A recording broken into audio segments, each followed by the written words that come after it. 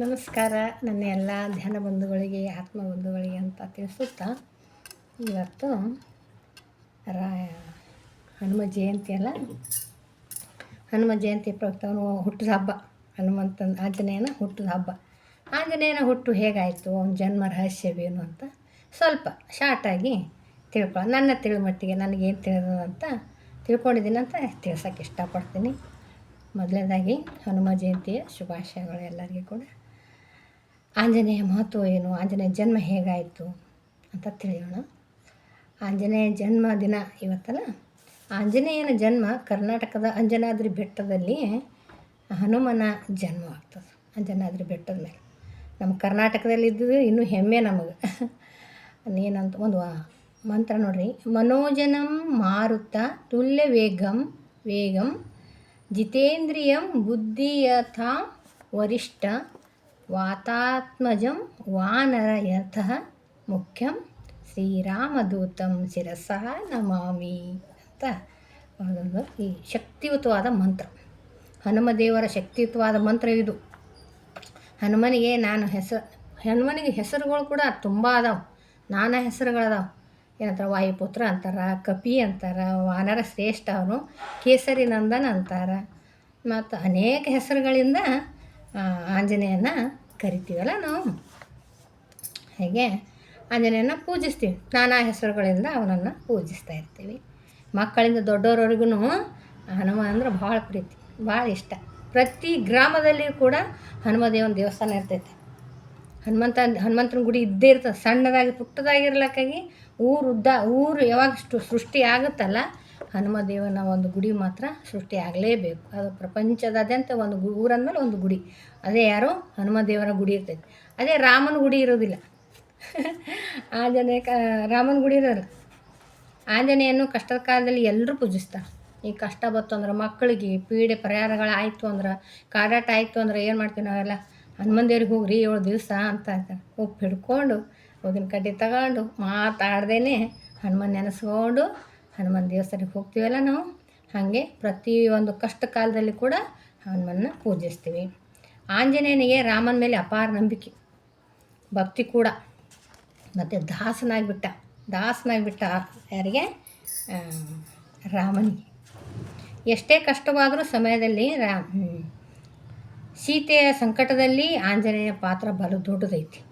ರಾಮಾಯಣಕ್ಕೆ ಹನುಮ ಇರ್ದಿದ್ರೆ ರಾಮಾಯಣನ ಆಗ್ತಿರ್ಲಿಲ್ಲೇನೋ ಆಗ್ತಿರ್ಲಿಲ್ಲ ಅನ್ನಿಸ್ತೈತಲ್ಲ. ಈ ಇದು ಹನುಮನ ಪಾತ್ರನೇ ಜಾಸ್ತಿ ಇದೆ ರಾಮಾಯಣದಲ್ಲಿ. ಸೀತೆಯನ್ನು ಕರ್ಕೊಂಡು ಅಶೋಕವನಕ್ಕೆ ಹೋಗ್ತಾನೆ, ಎಲ್ಲ ಮುಂದೆ ಐತಲ್ಲ. ಇವ್ನ ಜನ್ಮ ಹೇಗಾಯಿತು ಅಂತ ನೋಡೋಣ. ನೋಡ್ರಿ, ಬಲು ಪಾತ್ರ ದೊಡ್ಡದ ಆಂಜನೇಯ. ರಾಮಾಯಣದಲ್ಲಂತೂ ದೊಡ್ಡದೈತೆ ಅವನ ಪಾತ್ರ. ಹನುಮದೇವರ ತಾಯಿ ಅಂಜನಾದೇವಿ, ತಂದೆ ವಾನರರ ರಾಜ ಕೇಸರಿ. ಅವನು ಅಂಜನಾದೇವಿಯ ಜನ್ಮಸ್ಥಳ, ಆಂಜನೇಯ ಜನ್ಮಸ್ಥಳ ಕರ್ನಾಟಕವಾಗಿದ್ದರಿಂದ ನಮಗೂ ಕೂಡ ಹೆಮ್ಮೆ ಪಡಬೇಕೆ ನಾವು.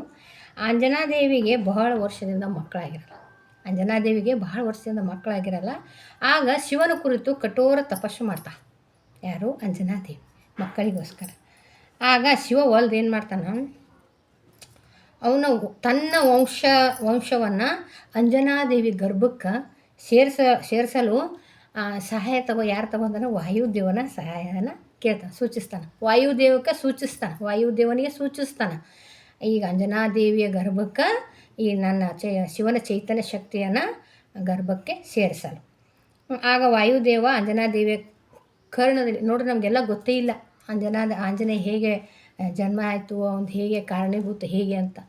ವಾಯುದೇವ ಅಂಜನಾದೇವಿಯ ಕಿವಿ ಒಳಗಡೆಯಿಂದ ಕರ್ಣದಿಂದ ಕಿವಿಯಿಂದ ಪ್ರವೇಶಿಸಿ ಆ ದಿವ್ಯ ತೇಜೋಮಯನಾದ ಶಿವನ ಚೈತನ್ಯನ ಅಂಜನಾದೇವಿಯ ಗರ್ಭಕ್ಕೆ ಸ್ಥಾಪಿಸ್ತಾರೆ. ಯಾರು, ವಾಯುದೇವರು. ನಾವೆಲ್ಲ ಏನು ಅಂದ್ಕೊಂಡಿದ್ದೀವಿ ಇವಾಗ, ಅಂಜನಾದೇವಿ ಮತ್ತು ಯಾರದು, ಕೇಸರಿ ಗಂಡ ಹೆಂಡತಿ ಅಲ್ಲ, ಏನೋ ಹೀಗಂತ ನೋಡ್ರಿ ಹೇಗೆ ಜನ್ಮವಾಯಿತು. ವಾಯುಪುತ್ರ, ಅದಕ್ಕೆ ಅಂತಾರೆ ಹನುಮನಿಗೆ ವಾಯುಪುತ್ರನು ಅಂತ ಅಂತೀವಲ್ಲ. ವಾಯುಪುತ್ರ ಅಂದ್ರೆ ನೋಡ್ರಿ ಇಲ್ಲಿ ಏನದು, ಕೇಸರಿ ನಂದನ ಅಂತೀವಿ, ವಾಯುಪುತ್ರ ಅಂತ. ಎಷ್ಟು ಅದ್ಭುತಲ್ಲ, ಎಷ್ಟು ವಿಚಿತ್ರ ಐತೆ ನೋಡ್ರಿ. ಕರ್ಣನಿಂದ ಅಂಜನಾದೇವಿಯ ಕರ್ಣದ ಮೂಲಕ ಕರ್ಣದಲ್ಲಿ ಪ್ರವೇಶಿಸಿ ಆ ಶಿವನ ಚೈತನ್ಯ ಶಕ್ತಿನ ಗರ್ಭಕ್ಕೆ ಸ್ಥಾಪಿಸ್ತಾರೆ. ಅಂಜನಾದ್ರಿ ಬೆಟ್ಟದ ಮೇಲೆ ಇರುವಾಗಲೇ ಪ್ರಸವ ವೇದನೆ ಪ್ರಾರಂಭ ಆಗ್ತಂತೆ. ಯಾರಿಗೆ? ಅಂಜನಾದೇವಿಗೆ. ಆ ವಾನರ ಮುಖದ ಬಾಲಕನೊಬ್ಬ ಜನಿಸ್ತಾನೆ. ವಾನರ ಮುಖದ ಬಾಲಕ ಜನಿಸಿದಾಗ ಅಂಜನಾದೇವಿ ಗರ್ಭದಿಂದ ಬಂದ ಬಾಲಕನನ್ನು ಆಂಜನೇಯ ವಾಯುದೇವನ ಕರುಣೆಯಿಂದ ಜನ್ಮ ತಾಳಿದನಲ್ಲ, ವಾಯುಪುತ್ರನೆಂದು ಕೂಡ ಕರೀತಾರೆ. ಅಂಜನಾದೇವಿ ಗರ್ಭದಲ್ಲಿ ಧರಿಸಿರೋದ್ರಿಂದ ಆಂಜನೇಯ ಅಂತ ಹೆಸರು. ಮತ್ತು ವಾಯುವಿನ ಸಹಾಯದಿಂದ ಕರುಣೆಯಿಂದ ಜನನ ಆಯ್ತಲ್ಲ, ಅದಕ್ಕೂ ನೀವು ವಾಯುಪುತ್ರನೆಂದು.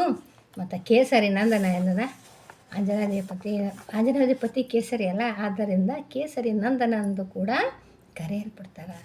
ನಿಜವಾಗಿಯೂ ಹಣವಂತ ರತ್ನ ಶಿರೋಮಣಿ ಅವನು. ಉಳಿದವರ ಹಾಗೆ ನಾಮ ಜಪದಲ್ಲಿ ಇದ್ದವನಲ್ಲ. ನಿಜವಾಗಿಯೂ ಹನುಮಂತ ರತ್ನ ಶಿರೋಮಣಿನೇ. ಎಲ್ಲರೂ ಮೇಲೆ ರಾಮನ ಭಕ್ತರ ಥರ ನಾವು ಓಡಾಡ್ತೀವಲ್ಲ, ಹಾಗಲ್ಲ. ಅವರು ಉಳಿದವ್ರ ಹಾಗೆ ಅಲ್ಲ, ಬುದ್ಧಿಯನ್ನು ಬಲವನ್ನು ಬಳಸಿ ತನ್ನ ಯಜಮಾನನಿಗೆ ಸಹಕಾರಿಯಾದವನು. ಬುದ್ಧಿ ಮತ್ತು ಬಲವನ್ನು ಬಳಸಿ ರಾಮನಿಗೆ ದಾಸನಾಗಬೇಕು. ಬೀಗೋದನ್ನು ಬಿಟ್ಟು ಬಾಗೋದನ್ನು ಕಲಿತಾಗ ತುಂಬ ಕಲಿತೀವಿ ನಾವು. ಎಲ್ಲ ನನಗೆ ಬರ್ತದ ನಾನೇ ಕಲಿತೆ ಅಂತಲ್ಲ, ತಿಳಿಸ್ಬೇಕು. ಏನಾರ ಸ್ವಲ್ಪ ಗೊತ್ತಿತ್ತಂದ್ರೆ ತಿಳಿಸ್ಬೇಕು ಅಷ್ಟೇ. ಅಹಂಕಾರ ಬರಬಾರ್ದು. ಅವನಲ್ಲಿ ಅಂಥ ಬುದ್ಧಿಶಕ್ತಿ, ಆ ಚೈತನ್ಯ ಶಕ್ತಿ ಮತ್ತು ಬಲ ಶಕ್ತಿ ಇದ್ದರೂ ಕೂಡ ರಾಮನಿಗೆ ದಾಸನಾಗಿದ್ದ ಅಲ್ಲ. ರಾಮಾಯಣದಲ್ಲಿ ಹನುಮನ ಪಾತ್ರ ಬಹು ದೊಡ್ಡದೈತಿ. ರಾಮ ಭಕ್ತನ ಉಳಿದಿಲ್ಲ, ಭಾರತದ ಜನತೆಯ ದೇವತೆ ಆಗ್ದ. ಯಾರು? ಹನುಮಂತ ಭಾರತ ದೇಶದ ಜನತೆಯ ದೇವತೆ ಆಗಿಬಿಟ್ಟ. ಪ್ರತಿ ಮನೆಯಲ್ಲಿ ಕೂಡ, ಪ್ರತಿ ಊರಲ್ಲಿ ಕೂಡ ದೇವತೆ ಆಗಿದ್ದಾನೆ. ನಮ್ಮ ದೇಶದಲ್ಲಿ ಹಳ್ಳಿಗಳಲ್ಲಿ ಹನುಮನ ದೇವಸ್ಥಾನಗಳಿವೆ. ಪ್ರತಿಯೊಂದು ಊರಲ್ಲಿ ರಾಮನ ದೇವಸ್ಥಾನಗಳು ಭಾಳ ಇರಲಿಕ್ಕಿಲ್ಲ. ಇದ್ದರೂ ಕೂಡ ಹನುಮನ ದೇವಸ್ಥಾನಗಳಂತೂ ಪ್ರತಿಯೊಂದು ಹಳ್ಳಿಗೆ ಹನುಮನ ದೇವಸ್ಥಾನ ಇದ್ದೇ ಇರ್ತಾವಲ್ಲ. ಇವಾಗ ಸತ್ಯ ಇಲ್ಲ, ಅದು ನೋಡಿ ಗೊತ್ತೈತಲ್ಲ ನಮಗೆಲ್ಲ. ಆಂಜನೇಯನ ದೇವಸ್ಥಾನದಲ್ಲಿ ರಾಮ ಇರಲೇಬೇಕು. ಯಾರು? ಪ್ರತಿಯೊಂದು ಶ್ರೀರಾಮನ ದೇವಸ್ಥಾನದಲ್ಲಿ ಆಂಜನೇಯ ಇರಬೇಕು ಅಲ್ಲ. ಅವ್ರ ಕುಟುಂಬದು ಶ್ರೀರಾಮ, ಲಕ್ಷ್ಮಣ, ಸೀತೆ, ಆಮೇಲೆ ಆಂಜನೇಯ. ಅವರು ಒಂದು ಕುಟುಂಬದ ಥರ ಒಂದು ರಾಮನ ದೇವಸ್ಥಾನ ಸ್ಥಾಪಿಸಿದ್ರು ಅಂದ್ರೆ ಅಲ್ಲಿ ಯಾರ್ಯಾರು ಇರಬೇಕು? ಲಕ್ಷ್ಮಣ ಇರಬೇಕು, ಸೀತಾ ಇರಬೇಕು, ಹನುಮಂತ ಇರಬೇಕು. ಆದ್ರೆ ಹನುಮನ ದೇವಸ್ಥಾನದೊಳಗೆ ರಾಮ ಇರಲಿಲ್ಲ ಅಂದ್ರೂ ನಡೀತೈತೆ. ಹಂಗೆ ನೋಡ್ರಿ, ರಾಮ ಅವನ ಹೃದಯದಲ್ಲಿ ಅದಾನ, ಹನುಮನ ಹೃದಯದಲ್ಲಿ. ಅದಕ್ಕೆ ಹನುಮನ ಆಂಜನೇಯದಾಗ ರಾಮನ ಸ್ಥಾಪಿಸಲ್ಲ. ಆದ್ರೆ ರಾಮನ ದೇವಸ್ಥಾನದಲ್ಲಿ ಹನುಮನ ಸ್ಥಾಪಿಸಲೇಬೇಕು. ಭಕ್ತಿಯ ಔದಾರ್ಯ ಆಂಜನೇಯ ಇರಲೇಬೇಕು. ಆದರೆ ಆಂಜನೇಯ ದೇವಸ್ಥಾನದಲ್ಲಿ ಭಕ್ತಿಯ ಔದಾರ್ಯ, ಉತ್ಸಾಹ, ಶಕ್ತಿ, ಧರ್ಮ, ನಿಷ್ಠೆ, ವಿನಯ, ಧ್ಯಾನ ಇವೆಲ್ಲ ಗುಣಗಳನ್ನು ಹನುಮಂತನೇ ಸಾಟಿ. ಎಷ್ಟು ಗೊತ್ತೇನ್ರಿ ಅವನಲ್ಲಿ ಶ್ರದ್ಧಾ, ಭಕ್ತಿ ತುಂಬ ಇದಾವೆ. ಇವು ಒಂದು ಹೆಸರು ಮಾಡಬೇಕಾದ್ರೆ, ಒಂದು ಉನ್ನತವಾದ ಕಾರ್ಯ ಮಾಡಿ ಪ್ರಪಂಚಕ್ಕೆಲ್ಲ ಬೀರಬೇಕಂದ್ರೆ ಅವರಲ್ಲಿ ಯಾವ ಭಾವಗಳಿರಬೇಕು ಅಂದ್ರೆ ತುಂಬ ಏನಿರಬೇಕು? ಶ್ರದ್ಧೆ, ಭಕ್ತಿ, ಔದಾರ್ಯ, ಉತ್ಸಾಹ, ಶಕ್ತಿ, ಧರ್ಮ, ನಿಷ್ಠೆ, ವಿನಯ, ಜ್ಞಾನ ಎಲ್ಲ ಬೇಕಾಗ್ತದೆ. ಅಂದಾಗೇ ಎಲ್ಲದರಲ್ಲೂ ಜಯ ಕಾಣೋದು ನಾವು. ಅದಕ್ಕೆ ಇವಾಗ ನಾವು ಯಾಕೆ ಹಿಂಸೆಯಲ್ಲಿ ನೋವಲ್ಲಿ ಮಾನವರಲ್ಲ ಮಾನವರಿದ್ದೀವಿ, ಮತ್ತು ಹಿಂಸೆ ನೋವು ಆಗದೆ ಪಡ್ಕೊಂಡು ಬಂದಿದ್ದೀವಿ ಇಷ್ಟೇ.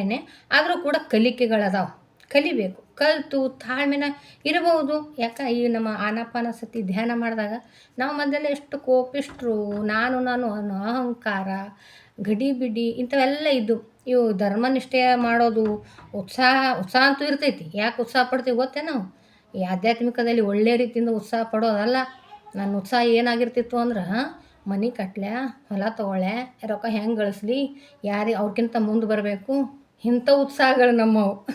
ಆದ್ರೆ ಹನುಮಂತನಿಗೆ ರಾಮನ ಮೇಲೆ ಉತ್ಸಾಹ, ಧರ್ಮದ ಮೇಲೆ ಉತ್ಸಾಹ, ಧರ್ಮ, ನಿಷ್ಠೆ, ವಿನಯ ಮತ್ತು ಜ್ಞಾನವಂತ ಕೂಡ ಆಗಿದ್ದ. ಅವನ ಹನುಮಂತನೇ ಸಾಟಿ, ಅವನಿಗೆ ಇನ್ನೊಬ್ಬರು ಕಂಪ್ಯಾರಿಸನ್ ಮಾಡೋಕ್ಕೆ ಯಾರಿಂದನೂ ಆಗಲ್ಲ ಅಂತ ತಿಳಿಸ್ತಾನೆ. ಇಂಥ ಗುಣ ಹನುಮಂತ ಬಾಲ್ಯದಲ್ಲಿ ವಿಪರೀತ ಕಿಡಿಗೇಡಿ. ಸಣ್ಣ ಹುಡುಗರಿದ್ದಾಗ ಎಲ್ಲ ಮಕ್ಕಳು ಕಿಡಿಗೇಡಿ ಇರ್ತಾರೆ, ಚಿಕ್ಕ ಮಕ್ಕಳು ಇರುವಾಗ. ಆದರೆ ಹನುಮಂತ ತುಂಬ ಕಿಡಿಗೇಡಿ ಆಗಿದೆ.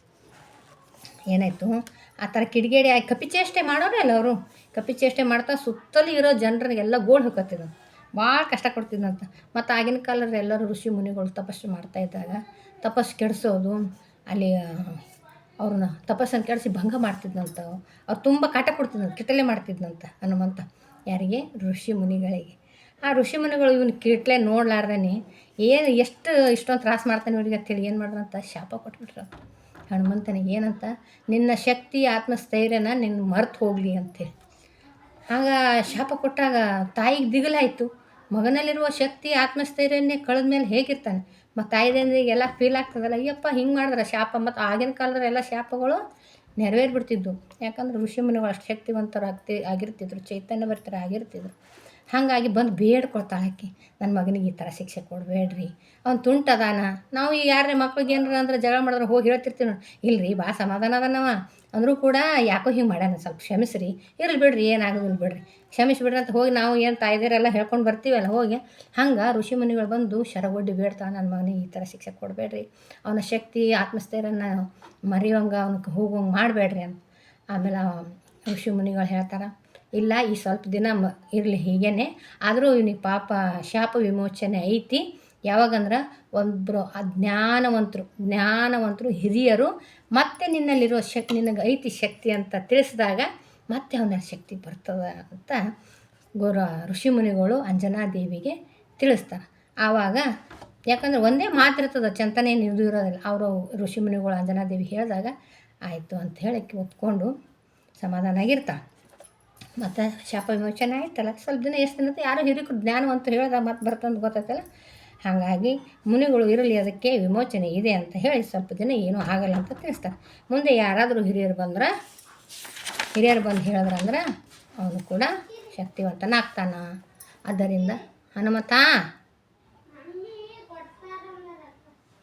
ತುಂಬಿಕೊಂಡು. ಆದ್ದರಿಂದ ಹನುಮಂತ ಅಸಾಮಾನ್ಯ ಶಕ್ತಿವಂತ ಆದರೆ ತನಗೆ ಗೊತ್ತಿಲ್ಲದೆ ಸುಗ್ರೀವನ ಹಿಂದೆ ಅಲಿಯುತ್ತಾ ಇರ್ತಾನೆ. ಮತ್ತು ಇವಾಗ ನಮ್ಮ ಶಕ್ತಿ ಏನಂತ ಗೊತ್ತಿಲ್ಲ. ಕೋಲ್ಡ್ ನೀರೇನು ಆಮೇಲೆ ಹೋಗು, ನಾರ್ಮಲೇ ತೊಗೊಂಡು ಹೋಗು, ನಾರ್ಮಲೇ ತಗೋ.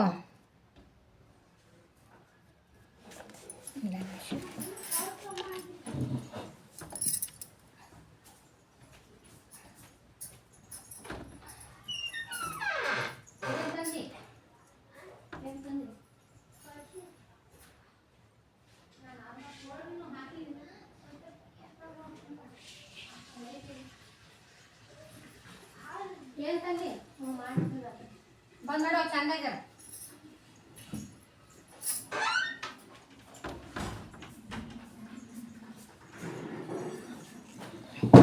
ಸಾರಿ, ಏನು ಹೇಳ್ತಾ ಇದ್ದೆ?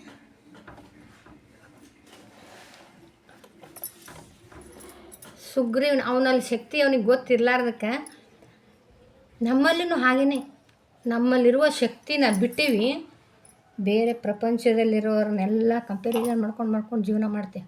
ಹೀಗೆ ಜೀವನ ಮಾಡಿನೇ ಹಿಂಸೆಗೊಳಗಾಗಿದ್ದೀವಿ. ನನ್ನಲ್ಲಿ ಆತ್ಮಸ್ಥೈರ್ಯ ಐತಿ, ನನ್ನಲ್ಲಿ ಶಕ್ತಿ ಐತಿ, ಅದನ್ನು ಬಳಸ್ಕೊಳ್ಳೋದಂಗೆ ಮರೆತು ಬಿಟ್ಟಿವಿ. ಹೆಂಗೆ ಆಂಜನೇಯ ಶಾಪ ಕೊಟ್ಟಾರಲ್ಲ, ಋಷಿಮುನಿಗಳು ಶಾಪ ಕೊಟ್ಟಂಗೆ ನಮಗೂ ಒಂದು ಶಾಪನೇ ಅನ್ಕೋತೀನಿ.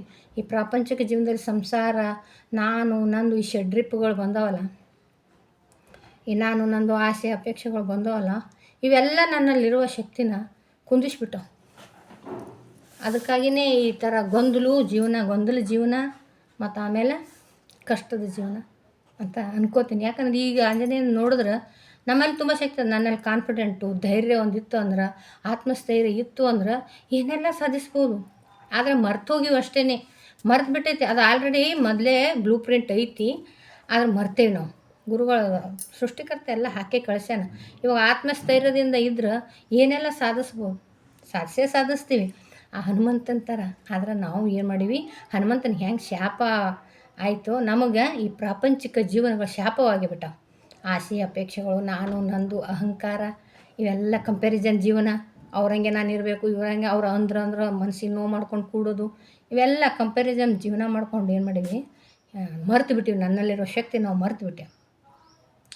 ಈಗ ನನ್ನಲ್ಲಿರುವ ಶಕ್ತಿ ಈಗ ನನಗನ್ಸಕತ್ತೈತಿ, ಇಷ್ಟು ದಿನ 40 ವರ್ಷ 30 ವರ್ಷ ನಾನು ಅಂದೆ ಓಕೆ, ನಾನು ಎದರಲ್ಲಿ ನಾನು ಅಂದೆ. ಇದರಲ್ಲಿ ಜಾಣತನ ಸಂಸಾರದಲ್ಲಿ ಉಪಯೋಗಿಸುವುದರಿಂದ, ಸಂಸಾರ ಮಾಡೋದ್ರಾಗ, ರೊಕ್ಕ ಗಳಿಸಿ ಇಂಥವೆಲ್ಲ ಬಿಟ್ಟು ಹೋಗೋದ್ರಾಗ, ಇವೆಲ್ಲ ಖಾಲಿ ಬಂದೀವಿ, ಖಾಲಿ ಹೋಗ್ತಾ ಇರ್ತೀವಿ, ಬಿಟ್ಟು ಹೋಗೋದ್ರಾಗ ಜಾಣತನ ಉಪಯೋಗಿಸೋದನ್ನ, ಅದರಲ್ಲಿ ಬಹಳ ನಿಪುಣತೆ ಇದನ್ನ ಅನ್ಸಕತ್ತೈತಿ.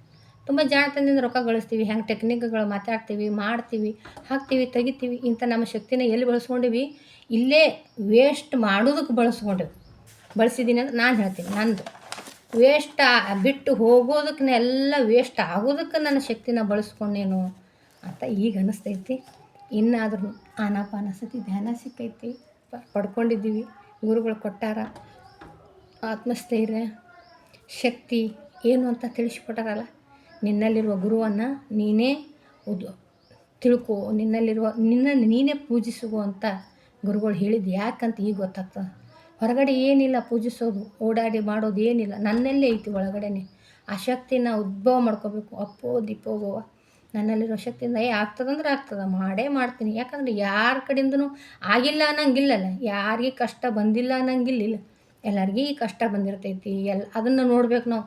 ಬರೀ ನನಗೆ ಯಾಕೆ ಬಂತು ಅಂತ ಅಂದ್ಕೊಂಡು ಕೂತ್ಕೊಳ್ಳೋದು ಅಲ್ಲ ಅಂತ ನಾನು ಅನ್ನಿಸ್ತದೆ. ಅದು ಎಲ್ಲರಿಗೂ ಇದ್ದಿದ್ದೇ ಕರ್ಮಾನುಸಾರನೂ ಕೂಡ ಬಂದಿರ್ತದೆ. ನಮ್ಮ ಶರೀರ ಕರ್ಮ ಇರ್ತೈತಿ, ನಾ ಮಾಡಿದ್ದು ನಾವು ಉಣ್ಬೇಕಾಗಿರ್ತೈತಿ. ಈ ಜನ್ಮದ್ದು ಹೋದ ಜನ್ಮದ್ದು ಏನೋ ಒಂದು ಕರ್ಮಕ್ಕನುಸಾರವಾಗಿ ಈ ಶರೀರಕ್ಕೆ ಪೀಡೆಗಳು ಬರ್ತಾವೆ, ಮತ್ತು ಪ್ರಾಪಂಚಿಕ ವಿಷಯದಲ್ಲಿ ಗೊಂದಲಗಳು ಬರ್ತಾವೆ. ಈ ಗೊಂದಲಗಳು ಬಂದ್ರೆ ನಾವು ಸಲೀಸಾಗಿ ತೊಗೋಬೇಕು, ಸರಳವಾಗಿ ತೊಗೋಬೇಕು. ಸರಳವಾಗಿ ತೊಗೊಂಡ್ರೆ ಆನಂದ ಇದ್ದೇ ಇರ್ತೈತಿ. ಆದ್ರೆ ನಾವು ಸರಳವಾಗಿ ತೊಗೊಳಕ್ಕಾಗಲ್ವೇ, ಮಾಡಲ್ಲ, ನಾವು ಪ್ರಯತ್ನ ಮಾಡಲ್ಲ ಅಷ್ಟೇ. ಅದಕ್ಕೆ ಅದಾಗ್ತದೆ. ಅದು ಬೇಕಾದಂಗೆ ಸರಳ ತೊಗೊಂಡ್ರೆ ಮಸ್ತ್ ಕೆಲಸ ಆಗ್ತದೆ. ಸುಮ್ಮನೆ ಕೂತ್ಕೊಂಡ್ರೆ ನಾಂದೇ ಆಗಲಿ, ನಾನೇ ಮಾಡ್ತೀನಿ ಅಂತ ಅಂದು ಏನಾರು ಅದಕ್ಕೊಂಚೂರು ಉಪ್ಪು ಖಾರ ಹಚ್ಚಿಬಿಟ್ಟು ಒಂದು ಸ್ವಲ್ಪ ದೊಡ್ಡದು ಮಾಡಿದೆವು ಅಂದ್ರೆ ಮನೆಯಲ್ಲಿರೋರು ಗೊಂದಲಕ್ಕೆ ಹಾಕ್ತೀವಿ, ನಾನು ಗೊಂದಲಕ್ಕೆ ಈಡು ಮಾಡ್ಕೊತೀನಿ. ಮನಸ್ಸು ಶರೀರ ಎರಡೂ ಕೂಡ ಗೊಂದಲ ಮಾಡ್ಕೊತೀವಿ. ಆಮೇಲೆ ನಾನು ಮೈಂಡ್ ಡಿಸ್ಟರ್ಬ್ ಆಗಿರೋ ಸಲುವಾಗಿ ಶರೀರದ ಮೇಲೆ ಪರಿಣಾಮ ಬೀರ್ತದೆ, ಮತ್ತು ತಲೆನೋವು ಬರ್ತೈತಿ, ಏನೆಲ್ಲ ಒತ್ತಡ ಆಗ್ತದೆ. ಜೀವನಕ್ಕೆ ಒತ್ತಡ ಅನ್ನಿಸ್ಬಿಡ್ತದೆ. ಎಷ್ಟು ಕೆಲಸ, ಅಯ್ಯೋ ನಾನೇ ಮಾಡ್ಬೇಕಾ, ಇವೆಲ್ಲ ನಾನು ದಾಟೆ ಬಂದಿನಲ್ಲ. ನಾನು ಮಾಡಿದ್ದು ನಾನೇನು ಮಾಡಲಿಲ್ಲ ಅನ್ಸಕತ್ತೈತಿ. ನಾನು ಯಾಕೆ ಮಾಡಬೇಕು? ಅದು ತನ್ನಿಂದ ತಾನೇ ಆಗ್ತದೆ. ಮಾಡೋದಾರೆ ಏನೈತಿ, ಅದು ಏನಾಗಬೇಕು ಅದು ಆಗ್ತದೆ. ಭಾಳ ಅದ್ಭುತ ತಿಳ್ಕೊಂಡು ಆರಾಮಾಗಿರೋದು. ಆದರೆ ಅದು ಅಷ್ಟೊಂದು ಸಲೀಸಾಗೂ ಇಲ್ಲ. ತಿಳ್ಕೊಂಡು ಆರಾಮಾಗಿ ಬಿಡೋದಿಲ್ಲ. ಅದು ಆಸೆಮಯ ಜೀವನ ದೇವ್ರು ಹಾಕೇ ಕಳ್ಸ್ಯಾನ. ಅದು ದೇವ್ರು ಹಾಕಿ ಕಳ್ಸಾನ. ಹೆಂಗೆ ಬಳಸ್ಕೋರು ಅಂತ ಹೇಳ್ತಾನೆ. ಹೆಚ್ಚಿಗೆ ಇದನ್ನೇ ಹಾಕ್ಯಾನ, ಹೆಚ್ಚಿಗೆ ಹಾಕ್ಯಾನೋ ಸಮ ಹಾಕ್ಯಾನೋ ಗೊತ್ತಿಲ್ಲ, ಎಲ್ಲನೂ ಹಾಕಿ ಕಳ್ಸಾನ. ಒಳ್ಳೆಯದನ್ನು ಹಾಕ್ಯಾನ, ಕೆಟ್ಟದನ್ನು ಹಾಕ್ಯಾನ. ನಾವು ಹೆಚ್ಚಿಗೆ ಆಧ್ಯಾತ್ಮಿಕಕ್ಕೂ ಐತಿ, ಪ್ರಾಪಂಚಿಕನೂ ಐತಿ. ಪ್ರಾಪಂಚಿಕದಲ್ಲಿ ಇದ್ದು ಆಧ್ಯಾತ್ಮದಲ್ಲಿ ಇಳೀರಿ ಅಂತ ಅವ್ನು ಹಾಕಿದ್ದಾನೆ. ಪ್ರಪಂಚ ಸೃಷ್ಟಿ ಮಾಡಿದ್ದಾನೆ ನನ್ನ ಭಗವಂತ. ಆದ್ರೆ ನಾವು ಆಧ್ಯಾತ್ಮಿಕದಲ್ಲಿರುವ ಕಷ್ಟ ನಷ್ಟಗಳನ್ನೆಲ್ಲ ಮಾಡಿಕೊಂಡು ಆಧ್ಯಾತ್ಮಿಕಕ್ಕೆ ಇಳಿಯೋಕ್ಕೆ ಇನ್ನೊಂದು ದಾರಿ ಐತಂತ ಗೊತ್ತೇ ಇರಲಿಲ್ಲ. ಅದು ಗೊತ್ತು ಮಾಡ್ಕೋಬೇಕಾದ್ರೆ ಬಹಳ ಜನ ಗೊತ್ತು. ಜೀವನನೇ ಹೋಗ್ತದೆ, ಅರ್ಧ ಹೋಗೇ ಬಿಡ್ತು. ಈಗ ಅರ್ಧ ಮುಕ್ಕಾಲು ಭಾಗ ಹೋಯ್ತು. ಇನ್ನೇನು ಈಗ ಮೊದಲಂಗೆಲ್ಲ 100 ವರ್ಷ ಬಾಳ್ತಾರೇನು? ಏನು ಮೊದಲಂಗೆಲ್ಲ 100 ವರ್ಷ 120 ವರ್ಷ ಬಾಳೋದಿಲ್ಲ. ಇವಾಗ ಹೈಯೆಸ್ಟ್ 50 ವರ್ಷ ಇದ್ದವ್ರು ಅಂದ್ರೆ ಹೈಯೆಸ್ಟ್ ಆಗ್ಯಾರ. ಯಾಕಂದ್ರೆ ಮಧ್ಯದಲ್ಲಿ 25 30 ಇವೇ ಆಗ್ಯಾವ. ಆಗಿನ ಕಾಲಕ್ಕಿತ್ತೆಲ್ಲ 120 ವರ್ಷ 130 ವರ್ಷ ಅದೆಲ್ಲ. ಇವಾಗ ನಮ್ಮ ತಂದೆ ಕಾಲದಾಗೆ 80 ಬಂದಾರೆ. ಈಗ ನಮ್ಮ ತಂದೆಯವರೇ 80 ಇರ್ಬೇಕಾದ್ರೆ 80 90 ಅದಾರ, ಇನ್ನೂ ಒಳಗೆ 90 100 ಅದಾರ. ತುಂಬ ಗಟ್ಟಿಗರು, ಒಳ್ಳೆಯ ಪದಾರ್ಥ ಸೇವನೆ ಮಾಡಿದವರು ಹಿಂದಿನ ಕಾಲದವರು ಅದಾರ. 80 85 90 ವರ್ಷ ಅದಾರ. ಮತ್ತು ಅಂಥವರೇ ಒಂದು ಶತಮಾನನೇ ಕೆಳಗೆ 10 20 ವರ್ಷ ಹಿಂದೆ ಬಂದಾಗ, ಮತ್ತು ನಮ್ಮ ಶತಮಾನ ಈಗ ನಾವು ಒಂದು 20 30 ವರ್ಷ ಹಿಂದೆ ಬರಬೇಕಲ್ಲ. ಅವ್ರು 90 ವರ್ಷಕ್ಕೆ ಬಂದಾರ ಅಂದಮೇಲೆ ನಾವೊಂದು 20 30 ವರ್ಷ ಅಂದರೆ 70. ಭಾಳ ಹೈಯೆಸ್ಟ್ ಅದು 70. ಮತ್ತು ಆಮೇಲೆ ಇನ್ನು ನಮ್ಮ ಮುಂದಿನ ಮಕ್ಕಳಂತೂ 50 20 30 ಕಮ್ಮಿ ಹಾಕೋತ ಹೋಗೋದಿಲ್ಲ ಒಂದೊಂದು ಶತಮಾನಕ್ಕೆ. ಹಂಗೆ ಈ ತಿನ್ನುವ ಆಹಾರದ ಮೇಲೆ ನಮ್ಮ ಆಯುಷ್ಯ ನಿರ್ಧಾರ ಆಗಕತ್ತವ. ನಾವು ಏನು ತಿಂತೀವಿ ಹಂಗಿರ್ತೀವಿ. ಪಿಜ್ಜಾ ಬರ್ಗರ್ ಆಗಿಂದಾಗೆ ತಿನ್ನೋದು ಬಿಸಿ ಅಂಥೇಳಿ, ಆಗಿಂದಾಗೆ ಫಾಸ್ಟ್ ಫುಡ್ ತಿನ್ನೋದು, ಫಾಸ್ಟಾಗಿ ಹೋಗ್ಬಿಡೋದು. ಎಷ್ಟು ಚಂದಲ್ಲ. ನಾನು ಮಾಡಿದ್ದು ನಾನೇ ಉಣ್ಣೋದು. ಅದ್ರಾಗ ಏನೈತಿ, ಯಾರ್ದು ತಪ್ಪು ಹೊರಸಂಗಿಲ್ಲ ಇಲ್ಲಿ. ಇವ್ರಿಗೆ ಕಮೆಂಟ್ ಜಜ್ಮೆಂಟ ಮಾಡೋಂಗಿಲ್ಲ. ನಾ ಮಾಡಿದ್ದು ನಾನು ಉಣ್ಣೋದು. ಯಾಕೆ ಚಲೋದು ಉಣ್ಣಕ್ಕೆ ಬೇಡ ಅಂದ್ರೆ ಏನು ಮಾಡ್ದೆ ಬರೀ ಬಾಯಿ ಚಪ್ಪಲಕ್ಕೆ ಬಿದ್ದುಬಿಟ್ಟಿವಿ. ಆ ಬಾಯಿ ಚಪ್ಪಲ ಶರೀರ ಚೆನ್ನಾಗಿರಬೇಕು ಅಂದ್ರೆ, ನಾನು ಗಟ್ಟಿಯಾಗಿರ್ಬೇಕು ಅಂದ್ರೆ ಒಳ್ಳೆಯ ಆಹಾರನ ಶರೀರಕ್ಕೂ ಒಳ್ಳೆಯ ಆಹಾರ ಹಾಕಬೇಕು, ಮತ್ತು ನಮ್ಮ ಬುದ್ಧಿಗೆ, ನಮ್ಮ ಮನಸ್ಸಿಗೂ ಕೂಡ ಒಳ್ಳೆಯ ಆಹಾರ ಹಾಕಬೇಕು. ಒಳ್ಳೆಯ ಮನಸ್ಸಿಗೆ ಒಳ್ಳೆಯ ಆಹಾರ ಅಂದ್ರೆ ಏನು, ಒಳ್ಳೆಯ ಆಧ್ಯಾತ್ಮಿಕ ವಿಷಯಗಳು, ಒಳ್ಳೆಯ ಮಾತುಗಳು, ಧರ್ಮ ಪಾಲನೆ, ಶಿಸ್ತು, ನ್ಯಾಯ, ನೀತಿ ಇದರಲ್ಲಿರೋದು ಇದು ಒಳ್ಳೆಯದು. ಇದು ಮನಸ್ಸಿಗೆ ಹಾಕಿದ್ರೆ ಆರೋಗ್ಯಕರವಾದ ಆಹಾರ, ಮನಸ್ಸಿಗೆ, ಮೆದುಳಿಗೆ. ಮತ್ತು ಆಹಾರ ಇದು ಚೆನ್ನಾಗಿರೋದು ರೊಟ್ಟಿ, ಪಲ್ಯ, ಚಪಾತಿ ಈ ಥರ ಎಲ್ಲ ಊಟ ಮಾಡಿದ್ರೆ ಒಳ್ಳೆಯ ಆಹಾರ, ತರಕಾರಿಗಳು, ಕಾಳುಗಳು ಈ ಥರ ಎಲ್ಲ ನಾವು ಆಹಾರ ಸೇವನೆ ಮಾಡಿದ್ರೆ ಶರೀರಕ್ಕೆ ಸದೃಢ, ಶರೀರಕ್ಕೆ ಆರೋಗ್ಯ ಇರುವ ಆಹಾರ. ಇವೆರಡು ಬಿಟ್ಟಿವಿ, ಇವೆರಡು ಮಾಡಕತ್ತೀವಿ ನಾವೀಗ. ಏನಿಲ್ಲ, ಬರೀ ಕಂಪ್ಯಾರಿಸನ್ ಜೀವನ. ಆಕೆ ಒಡೆಯ ತೊಗೊಂಡ್ಲು, ನಾವು ಒಡೆಯ ತೊಗೋಬೇಕು. ಅವ್ರ ಮನೆ ಮಾಡಿದ್ರು ಅವ್ರ ಮನೆ ಮಾಡಬೇಕು. ಮತ್ತು ಅಂಥದ್ದು ಮಾಡೋಕು ಇಂಥದ್ದು ಮಾಡೋಕು ಡಾಕ್ಟ್ರ್ ಆಗಬೇಕು. ಮಕ್ಕಳನ್ನ ಹಿಂಸೆ ಮಾಡೋದು ಡಾಕ್ಟ್ರ್. ಅವ್ರ ಮಕ್ಕಳು ನೋಡಿ ಹಂಗಾದ್ರು, ಇವ್ರ ಮಕ್ಕಳು ನೋಡಿ ಹಿಂಗಾದ್ರು. ಇನ್ನು ಬರ್ತೈತೆ ಮುಂದೆ. ಭಾಳ ಅದ್ಭುತ ಐತಿ ಜೀವನ. ನನ್ನನ್ನು ನಾನು ಅರಿತಾಗ, ನನ್ನನ್ನು ನಾನು ತಿಳ್ಕೊಬೇಕು. ಅದನ್ನು ಹೆಂಗಾಗ್ಯದಂದ್ರೆ ಆಂಜನೇಯನ ಥರ ಶಾಪಗ್ರಸ್ತರಾಗ್ಯವ ನಾವು ಕೂಡ. ಏನೋ ಶಾಪಗ್ರಸ್ತರಾಗಿದ್ದು ಅವನಿಗೆ ಯಾರು ಹಿರಿಯರು ಬಂದು ಹೇಳಿದಾಗ ಅವನಲ್ಲಿರೋ ಶಕ್ತಿ ಹೆಂಗೆ ಹೊರಹೊಮ್ತದೆ ಅಂತ ಹೇಳಿದ್ರಲ್ಲ ಋಷಿಮುನಿಗಳು. ನಮ್ಮ ಜೀವನದಲ್ಲೂ ಕೂಡ ಹಿರಿಯರು, ಜ್ಞಾನವಂತರು ಬಂದಾರ, ಹೇಳ್ಯಾರ. ತಿಳ್ಕೊಳ್ಬೇಕು, ನಾವು ಕಲ್ತ್ಕೋಬೇಕಾಗಿತ್ತು. ಆದ್ರೆ ಅವನು ಆಂಜನೇಯ ಹೇಳ್ಯಾರಂತ ಹೇಳಕ್ಕಿಸಂದ್ರೆ ಅದು ಮುಂದೈತೆ. ಅದು ಅವ್ರು ಹೇಳ್ಯಾರ, ಗುರುಗಳು ಹೇಳಿದ್ರು ನಮ್ಗೆ, ಇಂಥಲ್ಲಿ ಐತೆ ನೋಡ್ರಿ ದೈವದತ್ತ ಬಂದು ಹೇಳ್ಯಾರ. ಬಸವಣ್ಣನವ್ರು ಬಂದಿದ್ದರು, ಅಕ್ಕ ಮಹಾದೇವಿಯರು ಬಂದರು, ಬುದ್ಧ ಭಗವಾನರು ಬಂದರು, ಎಲ್ಲರೂ ಬಂದು ಹೇಳ್ಯಾರ. ಇದರಲ್ಲಿ ಐತೆ ನೋಡ್ರಿ ಆನಂದ ಅಂತೇಳಿ ಬಂದು ಹೇಳ್ಯಾರ. ನೆನಪಿಸ್ಯಾರ ನಮ್ಗೆ. ಶಾಪ ವಿಮೋಚನೆ ಮಾಡೋಕೆ ಹಿಂದೆ ಹೇಳಕ್ಕೆ ಬಂದಾರ. ನಾ ತೊಗೊಂಡಿಲ್ಲ. ನಮಗೆಲ್ಲಿ ತೊಗೊಳ್ಳೋ ತಾಳ್ಮೆ ಐತೇನು? ಇಲ್ಲ. ಯಾಕೆ ನಾವು ಬಡ್ದಾಡಿ ಸಂಸಾರ ಮಾಡೋ ಗದ್ದಲಲ್ಲಿ ಬಿದ್ದುಬಿಟ್ಟಿವೆಲ್ಲ. ಅದನ್ನು ಬಂದಿದ್ರು ಗೊತ್ತಾಗಲಿಲ್ಲ, ಹೋಗಿದ್ರು ಗೊತ್ತಲ್ಲ, ಅವ್ರು ಏನು ಹೇಳ್ಯಾರಂತನೂ ಗೊತ್ತಿಲ್ಲ. ಹೇಳೋಗೊಬ್ರವ್ರಿಗೆ ಅವ್ರ ವಚನಗಳು ಗೊತ್ತಾಗಲ್ಲ. ಆ ವಚನದ ಮರ್ಮ ಏನು ಅಂತ ಒಂದೊಂದು ವಚನಗಳು, ಬಸವಣ್ಣನವರು, ಅಕ್ಕ ಮಹಾದೇವಿಯರ ವಚನಗಳನ್ನು ಕೇಳಿದ್ರೆ ಮೈ ರೋಮಾಂಚನ ಆಗ್ತವೆ. ಎಷ್ಟು ಅದ್ಭುತ ಅಂದ್ರೆ ಜೀವನ ಇಷ್ಟೇನಾ ತನಿಸ್ಬಿಡ್ತೈತೆ. ಬಹಳ ನಶ್ವರಾದ ಜೀವನಕ್ಕೆ ಎಷ್ಟೊಂದು ಗಡಿಬಿಡಿ ಮಾಡ್ಕೊಂಡಿವಿ, ಎಷ್ಟು ನಾಟಕೀಯ ಮಾಡಿ ಜೀವನ ಮಾಡ್ತೀವಿ. ಗಳಿಗೆ ಒಂದು ಮುಖವಾಡಗಳು ಹಾಕ್ತೀವಿ. ಯಾರ ಜೋಡಿ ಹೆಂಗೆ ಮಾತಾಡೋದು ಅಂದ್ರೆ ಟೆಕ್ನಿಕ್ ಯೂಸ್ ಮಾಡ್ತೀವಿ. ಮಾಡಬೇಕು. ಎದಕ್ಕೆ ಟೆಕ್ನಿಕ್ ಯೂಸ್ ಮಾಡಬೇಕು? ಎದಕ್ಕೆ? ನನ್ನ ಮನಸ್ಸು ಶುದ್ಧಿ ಆಗಕ್ಕೆ ಮಾಡಬೇಕು. ಅದು ಮಾಡೋಕತ್ತಿಲ್ಲ ನಾವು. ಮೋಸ ಮಾಡೋಕ್ಕೆ, ವಂಚನೆ ಮಾಡೋಕ್ಕೆ, ಅವ್ರ ಕಡೆಯಿಂದ ಒಂದು ಸ್ವಲ್ಪ ಕಿತ್ಕೊಳ್ಳೋಕೆ ಟೆಕ್ನಿಕ್ ಯೂಸ್ ಮಾಡಕತ್ತೀವಿ ನಾವು. ನಮ್ಮ ಜಾಣತನನ, ನಮ್ಮ ಶಕ್ತಿನ ಅಲ್ಲಿ ವ್ಯರ್ಥ ಮಾಡಕತ್ತೀವಿ ನಾವು. ಈ ಥರ ಆಧ್ಯಾತ್ಮಿಕದಲ್ಲಿ ಇಳಿದಾಗ, ನನ್ನನ್ನು ನಾನು ಅರಿತಾಗ, ಇದು ಆನಾಪಾನಸತಿ ಧ್ಯಾನ ಅದಲ್ಲ, 1 ಗಂಟೆ ಅಷ್ಟೇ ಮಾಡೋದು. 1 ಗಂಟೆ ಧ್ಯಾನ ಮಾಡಿದ್ರೆ ನನ್ನನ್ನು ನಾನು ಅರಿತಾ ಹೋಗ್ತದೆ. ಯಾವ ಪುಸ್ತಕನೂ ಓದೋದು ಬೇಕಾಗಿಲ್ಲ.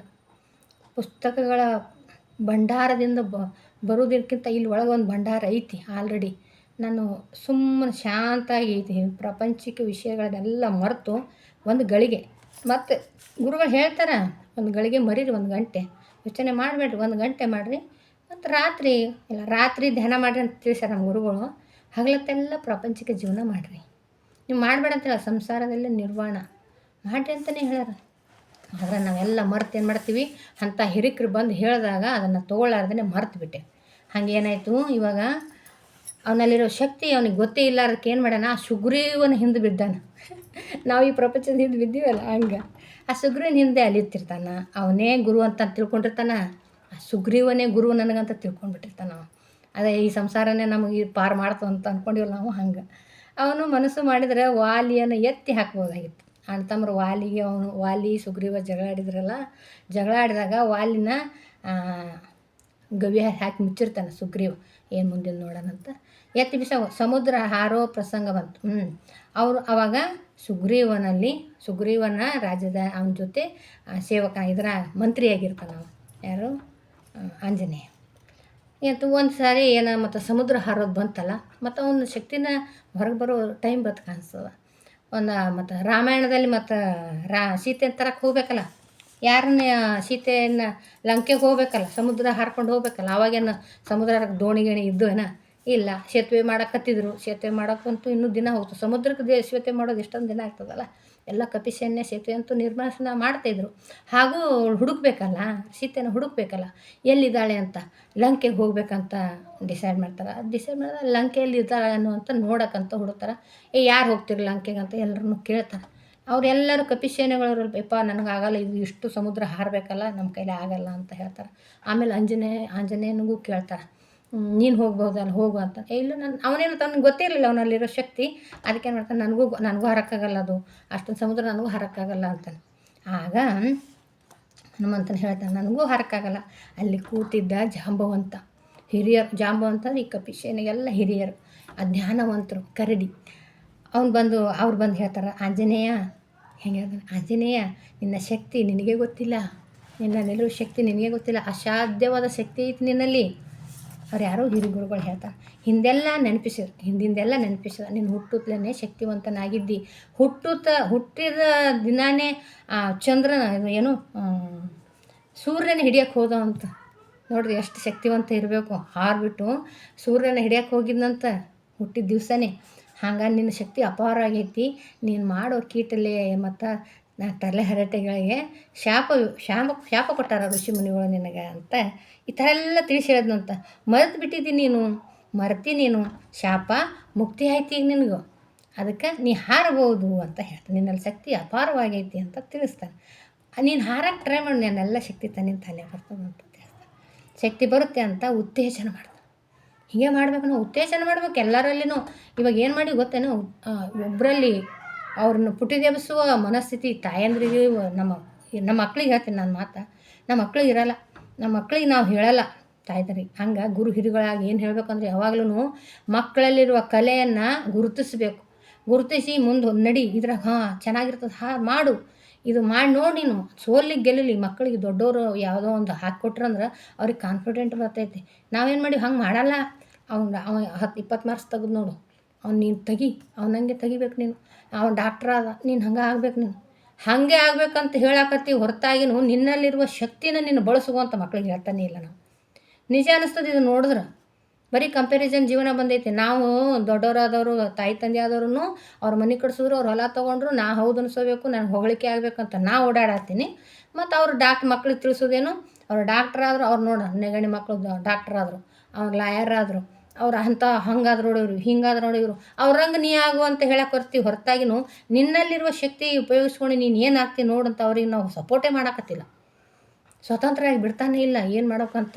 ಹಂಗೆ ಮಾಡಬಾರ್ದು ಅಂತ ತಿಳಿಸ್ತಾರೆ. ಇವಾಗ ಅಲ್ಲಿ ತಿಳಿಸ್ಬೇಕು ನಮ್ಮ ತಾಯಿ ತಂದ್ರೆ ಪೇರೆಂಟ್ಸ್ ಆದವ್ರದ್ದು ಮಕ್ಕಳಿಗೆ ಅವ್ರಲ್ಲಿ ಕಲೆ ನೋಡಿ ಶಕ್ತಿ ತುಂಬಬೇಕು. ಅವ್ರಂಗಾಗು ಇವ್ರಂಗಾಗು ಅನ್ನೋದಕ್ಕಿಂತಲೂ ನಿನ್ನಲ್ಲಿರುವ ಶಕ್ತಿನ ಉಪಯೋಗಿಸ್ಕೊಂಡು ನಿನಗೆ ಯಾವಾಗ ನಿನಗೆ ತುಂಬ ಇಷ್ಟ, ಅವ್ರದ್ದೇ ಆದ ಒಂದು ಒಳಗೆ ಏನಿರ್ತದೆ, ಬಾಲ್ಯ ಏನಂತ ಹೇಳ್ತಾರೆ ಅದಕ್ಕೆ, ಇನ್ನರ್ ಚೈಲ್ಡ್ ಅಂತ ಇರ್ತದೆ. ಇನ್ನರ್ ಚೈಲ್ಡಲ್ಲಿರುವಾಗ ಏನೋ ಒಂದು ಹಂಬಲ ಇರ್ತದೆ, ಏನೇನೋ ಮಾಡ್ಬೇಕಂತ ಆಸೆ ಅವು ಮಕ್ಕಳಲ್ಲಿ ಇರ್ತದಂತ. ಅದು ಇನ್ನರ್ ಚೈಲ್ಡನ್ನು ನಾವು ಬಿಡದು ಎಬ್ಬಿಸ್ಬೇಕಂತ. ಮಾಡು, ನೀ ಏನು ಮಾಡ್ತೀವಿ ಮಾಡು, ಏನಾಗ್ತದೆ ನಿನ್ನ ಕಡೆ ನಿನಗೆ ಯಾವುದು ಇಷ್ಟ.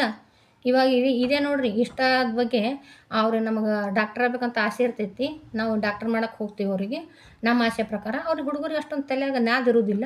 ಆಯ್ತು, ಅವರು ನಮ್ಮ ಒತ್ತಾಯಕ್ಕೆ ಮಾಡಿ ಡುಮಕಿ ಹೊಡೆದು ದುಡ್ಡು ಹಾಳು ಮಾಡಿ ಆಗಲಿಲ್ಲ ಅಂದ್ರೆ ನಿನ್ನ ಬುದ್ಧಿಯಲ್ಲಿಟ್ಟು ಓದಕ್ಕೆ ಬರಲಿಲ್ಲ, ಹಂಗಾಯ್ತು ಹಿಂಗಾಯ್ತು ಎಲ್ಲ ನೋಡ್ತಾರೆ. ನಾವೇ ಮಾತಾಡ್ತೀವಿ. ಅವ್ರು ಇಷ್ಟದಂತೆ ಬಿಟ್ಟಿದ್ದಾರೆ, ಅವ್ರು ಇಷ್ಟಪಟ್ಟು ಓದ್ತಿದ್ರಲ್ಲ, ಓದೋದು ಮಾಡ್ತಾರಲ್ಲ. ಹಂಗೆ ನಾವು ಬರೀ ಕಂಪ್ಯಾರಿಸನ್. ಅವ್ರು ಡಾಕ್ಟ್ರ್ ಆಗ್ಯಾರಂದ್ರೆ ಯಾರಿಗೆ ಕಂಪ್ಯಾರಿಸನ್ ಮಾಡಲ್ಲ ನಾವು. ಇರೋ 4 ಮಂದಿ, ನಮ್ಮ ಗಂಡನ ಮನೆ ಕಡೆ ಒಂದು 10-15 ಮಂದಿ, ನನ್ನ ತಾಯಿ ತಂದೆ ಕಡೆ ಮಂದಿ ಒಂದು ಅಣ್ಣ ತಮ್ಮರು ಅವ್ರು ಒಂದು 10 ಮಂದಿ. ಇಷ್ಟೇ ನಾವು ಡಿಸ್ಟರ್ಬ್ ಆಗೋದು. ಇಲ್ಲೇ ನಾವು ಡಿಸ್ಟರ್ಬ್ ಆಗೋದು. ಪ್ರಪಂಚದ ಜನರ ಜೊತೆ ಡಿಸ್ಟರ್ಬ್ ಆಗಲ್ಲ. ಇದು ಈ ಕಡೆ ಒಂದು 10 ಜನ, ಈ ಕಡೆ ಒಂದು 10 ಜನನೇ ಏನಂದ್ರು ಏನು ಬಿಟ್ಟರು ಎನ್ಕ್ವೈರಿ ಮಾಡ್ಕೋತ ಅವ್ರು ಹಿಂದೆ ಬೀಳ್ಕೋತ ಅವ್ರು ಏನು ಅಂದಿದ್ದು ಮನಸ್ಸಿಗೆ ಹಚ್ಕೊಂಡು ನೋವು ಮಾಡಿಕೊಂಡು ಮಕ್ಕಳನ್ನ ಈ ಥರ ಬೆಳೆಸ್ತಾ ಇರ್ತೀವಿ. ಅವ್ರು ಹಂಗಾದ್ರೆ ಇವ್ರು ಹಿಂಗಾದ್ರೆ ಅವರಲ್ಲಿರುವ ಶಕ್ತಿನ ಎಬ್ಬಿಸ್ಬೇಕು. ನಾವು ಗೊತ್ತು ಮಾಡ್ಕೋಬೇಕು ಅವ್ರ ಶಕ್ತಿ ಏನಂತ ಅದು ಹೇಳಿ ತಂದೆ ತಾಯಿ ಆದವ್ರು. ಆಗ ಜಾಂಬವಂತ ನಿನ್ನಲ್ಲಿರೋ ಶಕ್ತಿ ಐತಿ, ನೀನು ಹಾರು ಅಂತ ಸಪೋರ್ಟ್ ಮಾಡಿದಾಗ, ಮೋಟಿವೇಶನ್ ಮಾಡಿದಾಗ, ಉತ್ತೇಜನ ಕೊಟ್ಟಾಗ ಅವನು ಹಾರಕ್ಕೆ ರೆಡಿ ಆಗ್ತಾನೆ. ಆಗ ಎದ್ದು ನಿಂತು ಬೆಟ್ಟದ ಮೇಲೆ ಹೋಗಿ ನಿಂತಿರ್ತಾನೆ. ಬೆಟ್ಟದ ಮೇಲೆ ಹೋಗಿ ನಿಂತು ದೇಹನ ದೊಡ್ಡದು ಮಾಡ್ಕೊತಾನೆ, ದೊಡ್ಡದಾಗಿ ಬೆಳೆಸ್ಕೊತಾನೆ. ದೈತ್ಯಾಕಾರದ ದೇಹ ಆಗ್ತದೆ. ದೊಡ್ಡ ಬಾಲದಿಂದ ಎತ್ತಿ ಬಡಿತಾನೆ, ಅಪ್ಪಳಿಸ್ತಾನೆ. ಆವಾಗ ಹೇಳ್ತಾನೆ, 3 ಯೋಜನೆ ಏನು 1000 ಯೋಜನೆ ಬರಲಿ, ಸಮುದ್ರನ ಹಾರಿಬಿಟ್ಟು ಸಮುದ್ರನ ದಾಟಿ ಸೀತೆನ ನಾನು ಕರ್ಕೊಂಡ್ಬರ್ತೀನಿ, ಅಶೋಕವನದಿಂದ ಸೀತೆನ ನಾನು ಕರ್ಕೊಂಡ್ಬರ್ತೀನಿ ಅಂತ ಹೇಳ್ತಾರೆ. 1 ನಿಮಿಷ ಹಿಂಗೆ ಹಾಕ್ತೀನಿ ಗೆರೆಗಳು.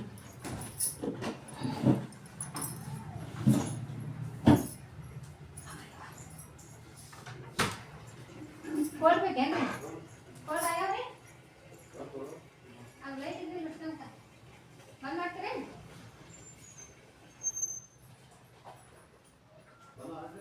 ಬಂದಿಲ್ಲ ತುಕೋರಿ ಯಾವ್ದು ಇನ್ನೊಂದು ಮಾಡ್ತಾರೆ ಇನ್ನೊಂದು ತವಿ ಕಳ್ಸಿ ಹಾಂ ಇನ್ನೊಂದು ಕೊಡ ಕಳ್ಸಿ ಹಾಂ ನಾನು ಫೋನ್ ಮಾಡ್ತೀನಿ ಕಾಸು ಮಾಡಕತ್ತೀನಿ ಹಾಂ ಕೊಡ ಕಳ್ಸಿ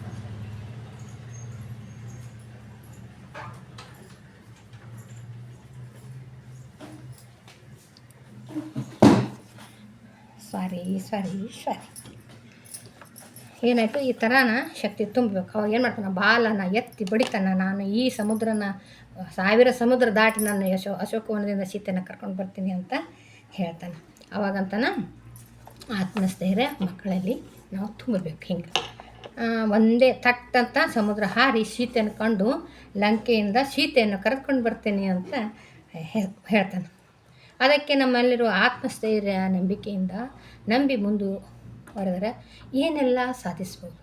ನಾವು ಕೂಡ ಅಷ್ಟೇ ಆತ್ಮಸ್ಥೈರ್ಯ ಅದರಿಂದ ಏನು ಮರಿದಾರೆ ನನ್ನಲ್ಲಿರೋ ಶಕ್ತಿನ ನಾನು ನಂಬಬೇಕು ಅಂತ ಹೇಳೋಕ್ಕೆ ಇಷ್ಟಪಡ್ತೀನಿ. ಹೀಗೇ ಧೈರ್ಯ ಇರಲಿಲ್ಲ ಅಂದ್ರೆ ಬೇಗ ಕುಂದು ಬಿಡ್ತೀವಿ. ಧೈರ್ಯ ಇದ್ರೆ ನಡೆ ಏನಾಗಲ್ಲ ನಡೆ ಅಂತಂದ್ರೆ ಏನೂ ಆಗೋದಿಲ್ಲ, ಆರಾಮಾಗಿರುತ್ತೆ. ನಮ್ಮ ಆಲೋಚನೆನೇ ನಮ್ಮನ್ನು ಮುಳುಗಿಸ್ಬಿಡ್ತಾಯಿತ್ತು. ಅದಕ್ಕೆ ಯಾವಾಗಲೂ ನೆಗೆಟಿವ್ ಆಲೋಚನೆ ಮಾಡಿ ಅಯ್ಯೋ ಹಂಗೆ ಬಿದ್ದರೆ ಏನಾಗ್ತದೆ, ಹಿಂಗೆ ಹೋದ್ರೆ ಏನಾಗ್ತದೆ, ಅದು ಏನು ಆಗ್ತದೆ ಬಿಡ್ತದೆ ನೀನೇ ಮನಸ್ಸಲ್ಲಿ ಮೊದಲು ಬಿದ್ದು. ಅದು ಏನಾರ ಆಗಲಿ ಎದ್ದು ನಡೀತಾ ಇರಬೇಕು. ಅದು ಏನು ಮುಂದಿನ ಮಾತು ಮುಂದೆ ಏನಾರು ಆಗ್ತದೆ, ಏನಾಗ್ತದೆ ನಾ ಮಾಡೋ ಧೈರ್ಯವಾಗಿ ಒಳ್ಳೆ ಕೆಲಸ ಮಾಡ್ತಾಯಿದ್ದೀನಿ ಅಂದಮೇಲೆ ಒಳ್ಳೆಯದೇ ಆಗ್ತದೆ, ಕೆಟ್ಟದ್ದೇನಾಗ್ತದೆ. ಆದರೆ ನಾನು ಮಾಡೋ ಮುಂಚೆನೇ ಅನುಮಾನ, ಬರೀ ಅನುಮಾನದಲ್ಲಿ ಇರ್ತೀವಿ. ಭಾಳ ಅನುಮಾನನೇ ನಂಬೋದು. ಅನುಮಾನಗಳನ್ನ ನಂಬಿಬಿಟ್ಟು ನಮ್ಮ ಜೀವನನೇ ಕೆಡ್ಸ್ಕೊಂಡ್ಬಿಟ್ಟಿವಿ. ಅನುಮಾನದಲ್ಲಿ ಇರಬಾರ್ದು, ನಂಬಿಕೆಯಲ್ಲಿರಬೇಕು. ಅನುಮಾನನೇ ನಂಬಿಕೆ ಮಾಡ್ಕೊಂಡ್ಬಿಟ್ಟಿವಿ ನಾವು. ಅದೇ ಸರಿ ಅಂತ ಅಂದ್ಕೊಂಡು ಅನುಮಾನದಿಂದ ಇರಲೇಬಾರ್ದು. ಹಂಗಾಗ್ತದೆ ಹಿಂಗಾಗ್ತದೆ ಹೆಂಗನಾರಾಗಲಿ ಹೊರಡೋದಷ್ಟೇ. ನಾವು ಒಳ್ಳೆಯದನ್ನು ಮಾಡ್ತಾ ಹೋಗೋದು, ಅದು ಚೆನ್ನಾಗಿ ಆಗ್ತದೆ, ಒಳ್ಳೇದಾಗ್ತದೆ ಅಂತ ಹೇಳೋಕ್ಕೆ ಇಷ್ಟಪಡ್ತೇನೆ. ಹಿಂಗೆ ರಾಮನ ಹನುಮಂತನ ಜನ್ಮ ರಹಸ್ಯ ಇದು ಗೊತ್ತೇ ಇರಲಿಲ್ಲ. ಯಾರು ಅಂಜನಾದೇವಿಯ ಕರ್ಣದಿಂದ ಜನಿಸಿದ ಆಂಜನೇಯ ಅಂತೇಳಿ ಬೆಟ್ಟದ ಮೇಲೆ ಜನಿಸ್ಯಾನ ಅಂತ ಗೊತ್ತಿತ್ತು. ಆದರೆ ವಾಯುಪುತ್ರ ಅಂತ ಯಾಕಂತಾರಂದ್ರೆ ವಾಯು ಸಹಾಯ ಮಾಡ್ದ. ಆ ಶಿವನ ಚೈತನ್ಯ ಶಕ್ತಿನ ಅಂಜನಾದೇವಿ ಗರ್ಭಕ್ಕೆ ಸೇರಿಸಿದವ್ರು ಯಾರು ಅಂದ್ರೆ ವಾಯುಪುತ್ರ. ಅದಕ್ಕೆ ವಾಯುಪುತ್ರ ಕೂಡ ಅಂತಾರೆ ಅವನಿಗೆ. ಕೇಸರಿ ನಂದನ, ಯಾಕಂದ್ರೆ ಕೇಸರಿ ತಂದೆಯಾಗಿರೋದ್ರಿಂದ ಕೇಸರಿ ನಂದನ ಅಂತಾರೆ. ಅಂಜನಾದ್ರಿಯಲ್ಲಿ ಹೊಟ್ಟೆಯಲ್ಲಿ ಗರ್ಭದಲ್ಲಿ ಇರೋದ್ರಿಂದ ಆಂಜನೇಯ ಅಂತ ಅವನಿಗೆ ಹೆಸರು ಬರ್ತದೆ. ಎಷ್ಟೈತೆ ನೋಡ್ರಿ, ಇನ್ನೂ ಒಂದು ಐತಿ ಕತೆ ಆಂಜನೇಯಂದು ಮಾಡೋಣ. ಮತ್ತು ಈಗ ಆಯಿತು ಟೈಮ್, ಅರ್ಧ ಗಂಟೆ ಆಯಿತು, ಸಾಕು. ಇಷ್ಟೇ ಶಾರ್ಟ್ ವಿಡಿಯೋ ಇರಬೇಕು, ಭಾಳ ನೋಡೋಕೆ ಇಷ್ಟಪಡಲ್ಲ. ನಾವೆಲ್ಲರೂ ಜಾಂಬುವಂತರಾಗಬೇಕು. ನಾವೆಲ್ಲರೂ ಏನು ಮಾಡೋಕೆ ಈಗ ಜಾಂಬುವಂತರ ಥರ ಮಕ್ಕಳನ್ನ ಪುಟಿದು ಎಬ್ಬಿಸ್ಬೇಕು. ಮಕ್ಕಳಲ್ಲಿರುವ ನ್ಯೂನ್ಯತೆಯನ್ನು ಕಂಡು ಹಿಡಿಬಾರ್ದು. ನ್ಯೂನ್ಯತೆ ಇದ್ದೇ ಇರ್ತಾವೆ, ಅದಕ್ಕೆ ಮೋಟಿವೇಶನ್ ಆಗಿರ್ಬೇಕು ನಾವು. ಹೌದಾ ಹಿಂಗಾಯ್ತಾ, ಇರಲಿ ಹಿಂಗೆ ಮಾಡುವಂತ ಅವ್ರಿಗೆ ಹೇಳಿದ್ರೆ ನೋಡಿ ಎಷ್ಟು ಧೈರ್ಯ ಬರ್ತದೆ ಮಕ್ಕಳಿಗೆ. ಅದನ್ನು ಬಿಡ್ತೇವೆ, ಮಂದಿನ ಕಂಪ್ಯಾರಿಸನ್ ಮಾಡೋದು, ಮಕ್ಕಳನ್ನ ಕೀಳಾಗಿ ನೋಡೋದು. ಈ ಮಕ್ಕಳನ್ನ ಪ್ಲೀಸ್ ದಯವಿಟ್ಟು, ಯಾಕಂದ್ರೆ ಮಕ್ಕಳು ಮೋಟಿವೇಶನ್ ಮಾಡಿದ್ರೆ ಅದ್ಭುತವಾದ ಶಕ್ತಿನ ಪಡ್ಕೊತಾರೆ. ಅದ್ಭುತವಾದ ಶಕ್ತಿ ಅವರಲ್ಲಿ ಐತಿ. ಸ್ವಲ್ಪ ಸಪೋರ್ಟ್ ಮಾಡೋರು ಬೇಕಾಗ್ತದೆ. ಅಂದ್ರೆ ಈ ಹೆಂಗೆ ಜಾಂಬವಂತ ಹಿರಿಕ ಹನುಮಂತನಿಗೆ ಸಪೋರ್ಟ್ ಮಾಡಿದ್ನಲ್ಲ, ಹಂಗೆ ನಾವು ಹಿರಿಕರಾದವರು ಮಕ್ಕಳಲ್ಲಿರುವ ಕಲೆಯನ್ನು ಗುರುತಿಸಿ ಯಾವತ್ತೂ ನಮ್ಮ ಮಕ್ಕಳನ್ನ ನಾವೇ ಅಪ್ರಿಷಿಯೇಟ್ ಮಾಡದಿದ್ರೆ ಯಾರು ಮಾಡ್ತಾರೆ? ಎಲ್ಲರೂ ಬೀಳಿಸೋಕ್ಕೆ ನೋಡ್ತಿರ್ತಾರೆ. ಇದು ಒಂದು ಅರ್ಥ ಮಾಡ್ಕೊಳ್ಳೋಣ ಎಲ್ಲರೂ. ನಮ್ಮ ಮಕ್ಕಳನ್ನ ನಮ್ಮ ಮನೆಯನ್ನು ನಮ್ಮನ್ನು ನಾವು ಮೊದಲು ನಮ್ಮನ್ನು ನಾನು ಅಪ್ರಿಷಿಯೇಟ್ ಮಾಡ್ಕೊತಾ ಇರಬೇಕು. ಯಾರು ಹೀರೋ ಆಗಲ್ಲ. ಏನೋ ಯಶವಂತೇನು ಯಾರು ಯಶ್ ಹೇಳ್ತಾನಲ್ಲ, ಇಲ್ಲಿ ಯಾರು ಹೀರೋ ಮಾಡಲ್ಲ, ನಮ್ಮನ್ನು ನಾವೇ ಹೀರೋ ಆಗಬೇಕು ಅಂತ ಹೇಳ್ತಾರಲ್ಲ, ಹಂಗೆ ನನ್ನಲ್ಲಿರುವ ಆತ್ಮಸ್ಥೈರ್ಯ ಶಕ್ತಿನ ನಾನು ಬಳಸ್ಕೊಂಡು ಮುಂದೆ ಬರಬೇಕು ಅಂತ ಹೇಳೋಕ್ಕೆ ಇಷ್ಟಪಡ್ತೀನಿ. ಆ ಥರ ನಾನು ಏನಾರ ಆತ್ಮಸ್ಥೈರ್ಯ ನಂಬಿಕೆಯಿಂದ ಒಳ್ಳೆಯದ ದಾರಿಯಲ್ಲಿ, ಆಧ್ಯಾತ್ಮಿಕ ದಾರಿಯಲ್ಲಿ, ಧರ್ಮದ ದಾರಿಯಲ್ಲಿ ನಾನು ಏನಾದ್ರು ಹೊರಟ್ನಿ ಅಂದ್ರೆ ಅದ್ಭುತವಾಗಿದ್ದು ಕಾಣ್ತೀವಿ, ಆನಂದವಾಗಿ ಜೀವನ ಮಾಡ್ತೀವಿ ಅಂತ ಹೇಳೋಕ್ಕೆ ಇಷ್ಟಪಡ್ತೀನಿ. ಪ್ರತಿದಿನ ಧ್ಯಾನಸ್ಥರಾಗೋಣ. ಆನಾಪಾನಸತಿ ಧ್ಯಾನ ಅದ, ತುಂಬ ಸರಳ ಅದ. ಎಲ್ಲಿ ದುಡ್ಡು ಖರ್ಚು ಮಾಡೋದಿಲ್ಲ, ಎಲ್ಲಿ ಹೋಗೋದಿಲ್ಲ, ಮನೆಯಾಗೆ ನೋಡಿರಿ. ನಮ್ಮ ಕೆಲಸ ಆಯ್ತಾ ಸ್ವಲ್ಪ ಧ್ಯಾನ ಮಾಡೋದು. ಈ ಥರ ಧ್ಯಾನದಲ್ಲಿ ಕೂತಾಗ ಶಾಂತ ಆದಾಗ ಒಳಗಡೆ ಜೆರಾಕ್ಸ್ ಬಂದೇ ಬಿಡ್ತದೆ, ಬ್ಲೂ ಪ್ರಿಂಟಲ್ಲಿ ಇರ್ತದೆ.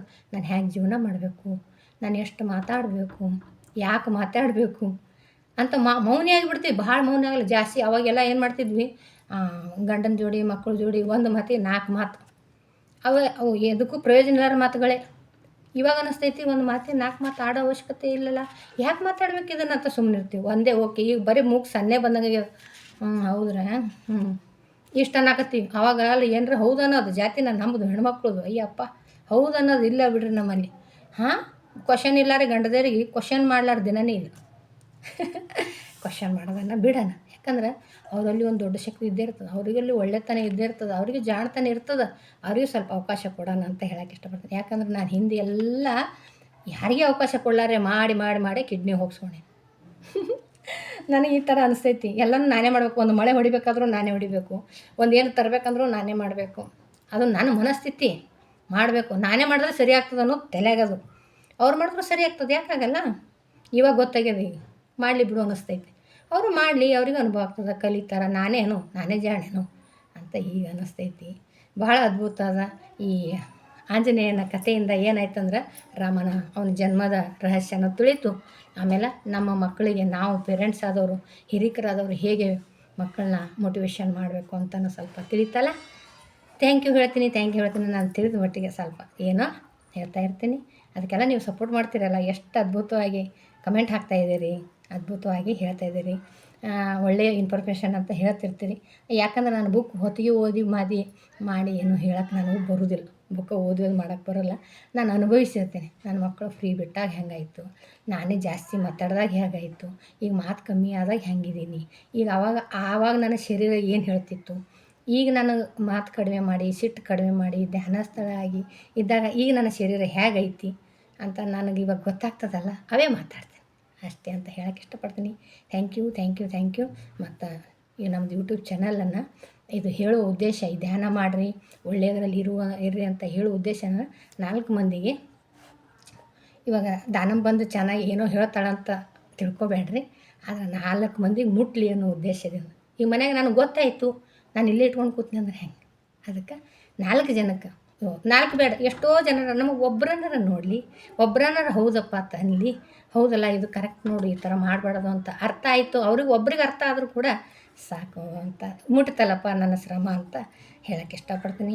Thank you. ಮತ್ತು ಹಾಗೆ ವಿಡಿಯೋನ ಶೇರ್ ಮಾಡಿರಿ, ಒಬ್ರಿಗೊಬ್ರಿಗೆ ಶೇರ್ ಮಾಡಿರಿ, ಸಬ್ಸ್ಕ್ರೈಬ್ ಆಗಿರಿ ಮತ್ತು ಲೈಕ್ ಮಾಡಿರಿ. ಯಾಕಂದ್ರೆ ಲೈಕ್ ಮಾಡಿದ್ರೆ, ಸಬ್ಸ್ಕ್ರೈಬ್ ಮಾಡಿದ್ರೆ ನಾವು ಯಾವ ಸಣ್ಣ ಗುರುವಾಣಿಗಳದೆಲ್ಲ ಹೇಳಿರೋರನ್ನು ಬೇಗ ನೋಟಿಫಿಕೇಷನ್ ನಿಮಗೆ ಫಸ್ಟ್ ಬರ್ತೈತಿ ಅಂತ ಹೇಳೋಕ್ಕೆ ಇಷ್ಟಪಡ್ತೀನಿ. ಈ ನನಗೆಲ್ಲರೂ ಕೂಡ ಈ ನನ್ನ ಧ್ಯಾನ ಬಂಧುಗಳು, ಆತ್ಮ ಬಂಧುಗಳು ಸಪೋರ್ಟ್ ಮಾಡಕತ್ತಿರಲ್ಲ, ನನಗೂ ಕೂಡ ಖುಷಿಯಾಗೈತಿ. ಇನ್ನೂ ಹೆಚ್ಚಿಗೆ ಈ ಸಣ್ಣ ಪುಟ್ಟ ವಿಡಿಯೋಗಳು, ನನ್ನ ಅನುಭವಗಳನ್ನು ಹೇಳುವಂಥ ಉತ್ಸಾಹ ಶಕ್ತಿ ನನ್ನಲ್ಲಿ ಬಂದದಂತ ಹೇಳೋಕ್ಕೆ ಇಷ್ಟಪಡ್ತೀನಿ. Thank you. ನಿಮಗೆಲ್ಲ ನಾನು ಕೃತಜ್ಞಳಾಗಿರ್ತೀನಿ, ಚಿರಋಣಿಯಾಗಿರ್ತೀನಿ ಅಂತ ಹೇಳೋಕ್ಕೆ ಇಷ್ಟಪಡ್ತೀನಿ. Thank you. ಬಾಯ್.